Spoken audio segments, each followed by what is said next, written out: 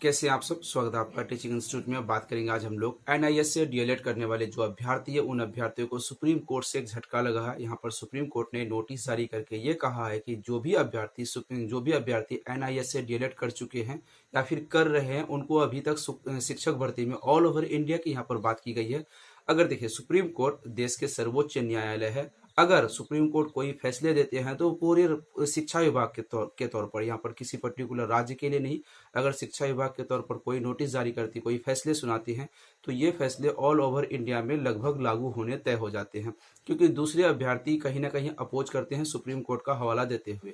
तो ये बात है उत्तराखंड शिक्षक भर्ती से संबंधित। उत्तराखंड में 3600 शिक्षक भर्ती होनी थी, जिसमें से जो नोटिफिकेशन यानी नियमावली विज्ञप्ति जब आई थी उसमें से एक नियमावली जो प्रोस्पेक्टस के रूप में दी गई थी उसमें से ये कहा गया था जो भी अभ्यर्थी बीटीसी डीएलएड बीएड कर चुके हैं उन अभ्यर्थियों को यहाँ पर मौका दी जाएगी, जिसमें से क्लियर तरीके से मेंशन की गई थी कि 2 साल उसके यहाँ पर रेगुलर बेस पे जो अभ्यर्थी ट्रेनिंग कर चुके हैं उन्हीं अभ्यर्थियों को यहाँ पर शिक्षक भर्ती में शामिल करने का मौका दी जाएगी। जो अभ्यर्थी सीटेट पास हो या फिर उत्तराखंड टीचिंग एग्जाम्स जो जेटेट यूके टेट होते हैं वो एग्जाम्स पास हो, उसी के लिए। अब सवाल आता है 3600 भर्ती में लगभग 1800 भर्ती की वैकेंसीज को सरकार फुलफिल कर चुकी है। बची 1800 भर्ती के लिए जो भी अभ्यर्थी पीछे से सरकार ने कहा था, बाद में जब विज्ञप्ति जारी होने के बाद में जब सरकार ने कहा था कि नियोजन इकाइयों के कि आप उनके भी आवेदन ले ले जो अभी अभ्यर्थी एनआईएस से डीएलएड कर चुके हैं। तो बहुत सारे अभ्यर्थी वहां पर थे जो एनआईएस से डीएलएड कर चुके हैं, वो अभ्यर्थी वहां पर जाके फॉर्म अपना जमा कर चुके हैं। लेकिन जो अभ्यर्थी 2 साल टीचर ट्रेनिंग करके आए हैं उन अभ्यर्थियों को यहाँ पर दिक्कत हुई, वो अभ्यर्थी चले गए हाईकोर्ट में जाके उन्होंने एक अपील दायर की कि यहाँ पर क्लियर तरीके से मेंशन की गई थी कि 2 साल जो अभ्यर्थी 2 साल ट्रेनिंग कर चुके हैं उसी को यहाँ पर नियुक्ति होनी है। लेकिन वहां पर ऐसे भी अभ्यर्थी आ गए हैं जो एनआईएस से डीएलएड करने वाले हैं, वो सिर्फ 18 महीने के हैं, तो ये इलीगल है, ये इनवैलिड है, ये वैलिड नहीं मानी जाएगी, अभ्यर्थियों का कहना था।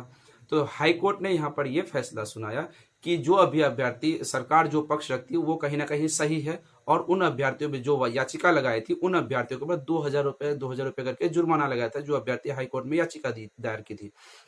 तो वे सारे अभ्यर्थी चले गए सुप्रीम कोर्ट ने इस मामले में सुनवाई करते हुए राज्य सरकार को फटकार लगाई है, और हाईकोर्ट के फैसले को निरस्त करके ये कहा गया कि जो भी अभ्यर्थियों को 2000 रुपये पेनल्टी लगी है उन पेनल्टी को देने से मना कर दी गई है। और 30 जनवरी 2023 को अगली सुनवाई होगी। जब तक 30 जनवरी 2023 तक कोई फैसले नहीं आ जाते तब तक ना तो नियुक्ति होगी। जो 3600 में 1800 भर्ती हो चुकी है उनकी भर्ती प्रक्रिया कंप्लीट हो चुकी है, वो नियमित रूप से अपनी सेवाएं दे सकते हैं। लेकिन जो 1800 नियुक्ति बाकी है उनको यहाँ पर रोक लगा दी गई है 30 जनवरी 2023 तक। अब सवाल आता है, क्या ये चीजें उत्तर प्रदेश में, बिहार में, ऑल ओवर इंडिया में, हरियाणा में, झारखंड में सभी जगह लागू होंगे? देखिए, अगर फैसले एनआईएस के डीएलएड वाले के अभ्यर्थियों के साथ आती है तो ऑल ओवर इंडिया में इसका हवाला देते हुए, सुप्रीम कोर्ट का हवाला देते हुए सभी राज्य सरकारों को दबाव बना के एनआईएस से डीएलएड करने वाले अभ्यर्थी यहाँ पर नियुक्ति प्रक्रिया में शामिल होंगे।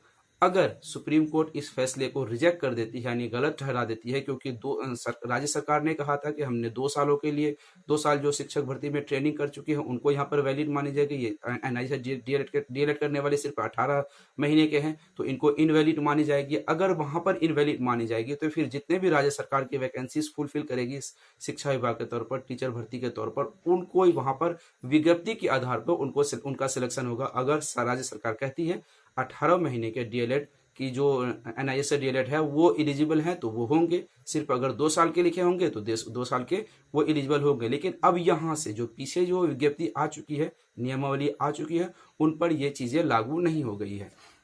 तो ये इन्फॉर्मेशन कैसी लगी कमेंट सेक्शन में आप जरूर बताइएगा, अपनी प्रतिक्रिया जरूर दीजिएगा। कैसी टीचिंग इंस्टीट्यूट के साथ बने रहें। फिर मिलते हैं अगली वीडियो में। Thank you.